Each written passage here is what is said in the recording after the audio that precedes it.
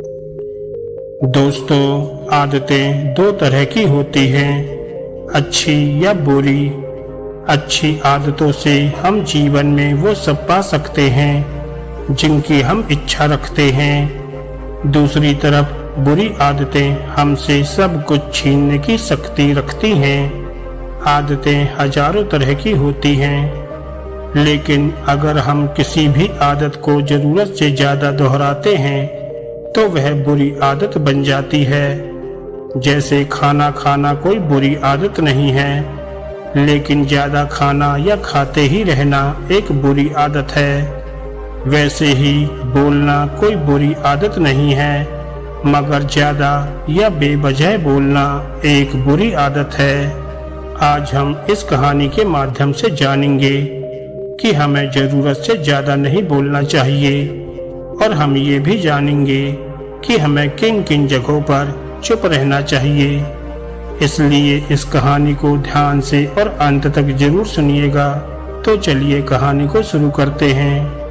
एक समय की बात है, एक बौद्ध भिक्षु थे और उनका एक शिष्य था जो अधिक बोलने की आदत से परेशान रहता था। जब भी वह किसी से मिलने के बाद अपने दोस्तों के सामने उस व्यक्ति के बारे में अपने विचार देना शुरू कर देता, चाहे कोई उससे पूछे या नहीं। वह अपने आसपास की लगभग हर चीज के बारे में, आश्रम में रहने वाले लगभग हर छात्र और शिक्षक के बारे में अपनी राय बताता। उसकी अपनी सकारात्मक या नकारात्मक राय थी, जिसे वह बिना सोचे समझे लोगों के सामने रख देता था। जब भी आश्रम में रहने वाले कोई अन्य छात्र उसके पास कोई समस्या लेकर आते थे, तो वह उनकी पूरी बात सुने बिना उन्हें सलाह देना शुरू कर देता था। वह अक्सर अपने दोस्तों से कहता रहता था कि तुम इस काम को ऐसे करो, उस काम को वैसे करो।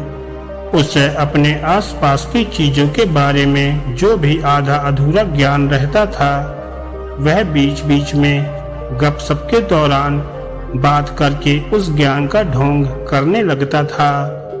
उसकी इन्हीं हरकतों के कारण आश्रम के कोई भी छात्र या शिक्षक कभी उसे गंभीरता से नहीं लेते थे।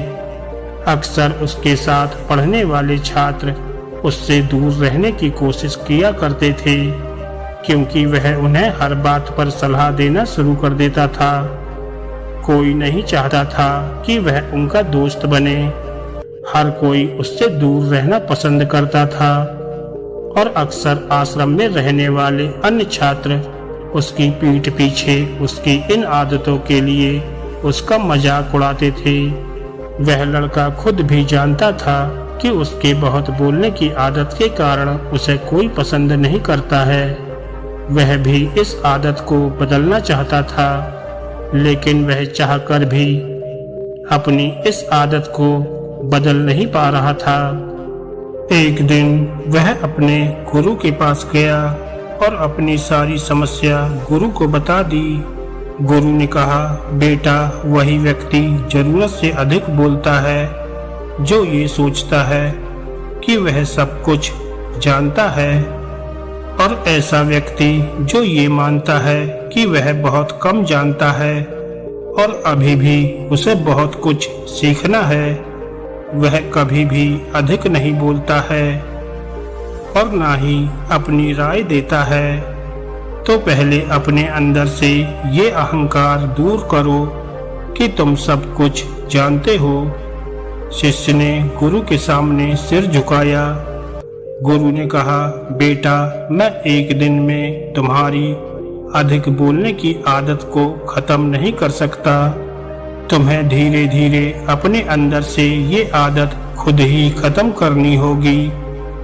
लेकिन मैं तुमको ये जरूर बता सकता हूँ कि तुम्हें किन किन मौकों पर चुप रहना चाहिए, ताकि तुम खुद को दुखी होने और किसी बड़ी परेशानी में पड़ने से बचा सको।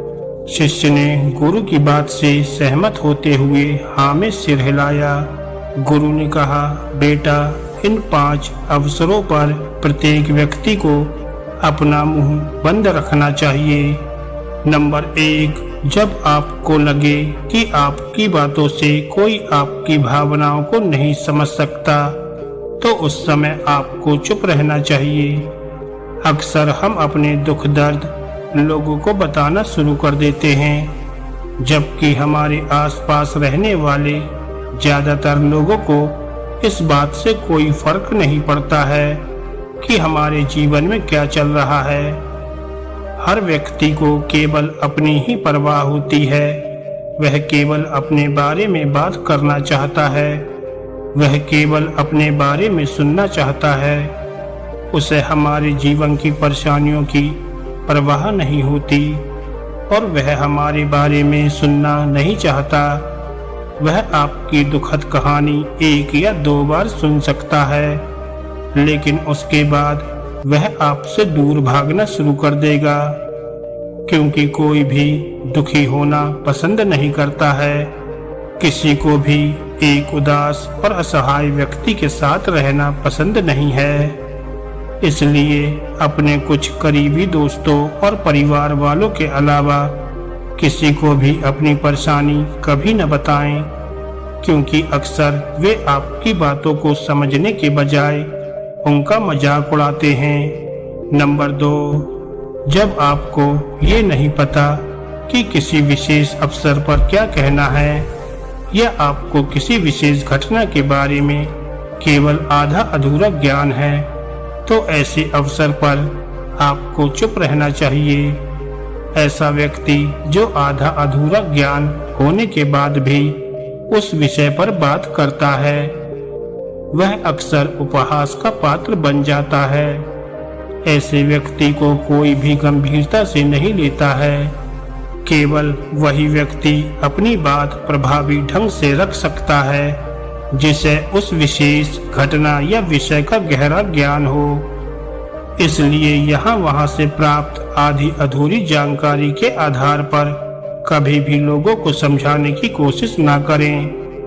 नंबर 3, गुरु ने कहा, जब कोई व्यक्ति आपके सामने किसी तीसरे व्यक्ति की बुराई कर रहा हो, तो ऐसी स्थिति में आपको चुप रहना चाहिए। आपको कभी भी ऐसी नकारात्मक बातचीत का हिस्सा नहीं बनना चाहिए, क्योंकि आज जो व्यक्ति तुम्हारे सामने किसी तीसरे व्यक्ति की बुराई कर रहा है, कल किसी और के सामने तुम्हारी भी बुराई करेगा। और इस बात की अधिक संभावना है कि आज आपने जिस तीसरे व्यक्ति की बुराई की है, उसे भी इस बात का पता आज नहीं तो कल चल ही जाएगा। तब आप पर मुसीबत आ सकती है।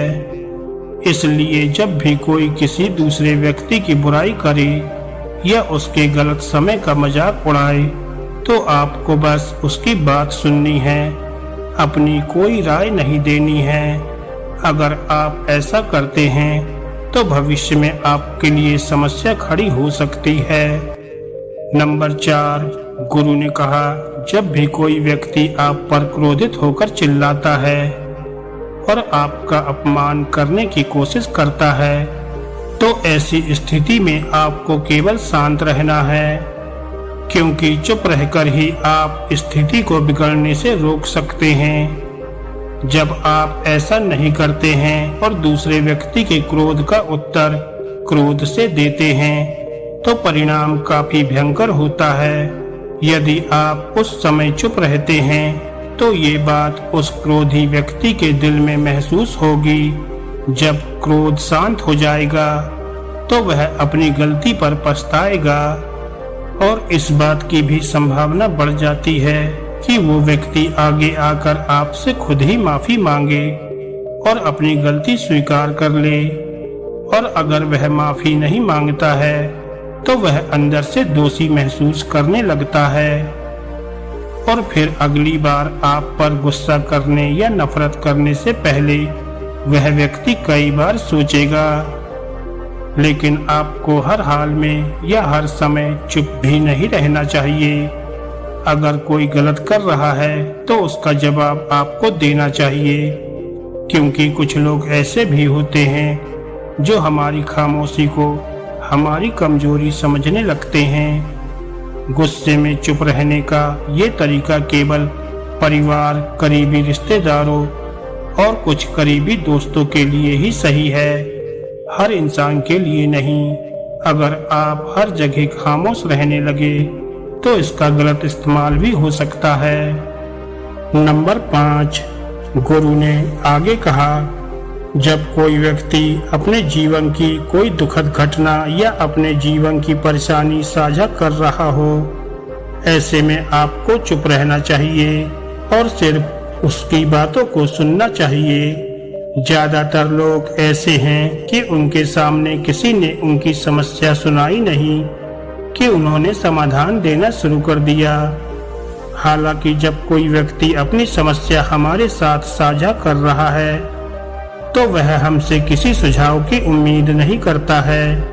वह चाहता है कि हम उसकी बात ध्यान से सुनें, क्योंकि जब हम उसकी बात सुनते हैं तो उस व्यक्ति को आंतरिक शांति मिलती है। उसे लगता है कि कोई मेरी बातों को समझता है। अधिकांश समय जब लोग अपनी समस्याओं को हमसे साझा करते हैं तो वे केवल अपनी बात बताना चाहते हैं। वे हमसे किसी भी प्रकार की सलाह नहीं चाहते, क्योंकि वे पहले से ही सभी तरह की सलाह जानते हैं जो हम उन्हें देने जा रहे हैं। मुसीबत के समय किसी व्यक्ति को सांत्वना देने का सबसे अच्छा तरीका है उस व्यक्ति की बातों को ध्यान से सुनना। जब हम बिना सलाह दिए लोगों की बातों को ध्यान से सुनते हैं, तब उनकी आंखों में हमारे लिए सम्मान और स्नेह का भाव पैदा हो जाता है और उन्हें लगता है कि हम अधिक गंभीर हैं, बुद्धिमान और शांत दिमाग वाले हैं। इसलिए अब जब भी कोई अगली बार आपको अपनी समस्या बताए तो बस उसकी बातों को ध्यान से सुने और जब तक वह आपसे सलाह ना मांगे उसे किसी भी प्रकार की सलाह ना दें। फिर गुरु ने आगे कहा कि मेरी एक बात का हमेशा ध्यान रखना, जब आप कम बोलते हैं तो लोग आपकी ओर अधिक आकर्षित होते हैं कि आप कौन हैं और आप क्या सोचते हैं। शिष्य ने हाँ में सिर हिलाया। शिष्य अब गुरु की बातों को समझ गया था कि किन किन परिस्थितियों में उसे चुप रहना चाहिए। उसने ये भी सीखा था कि कम बोलने से वह आश्रम में अपनी प्रतिष्ठा वापस पा सकता है। उसने गुरु को धन्यवाद दिया और वहां से चला गया। दोस्तों, अगर आपको बौद्ध भिक्षु की ये छोटी सी कहानी अच्छी लगी हो तो वीडियो को लाइक करें और ऐसे ही ज्ञानवर्धक और मोटिवेशनल कहानियां सुनने के लिए हमारे चैनल को सब्सक्राइब करना ना भूलें। धन्यवाद दोस्तों।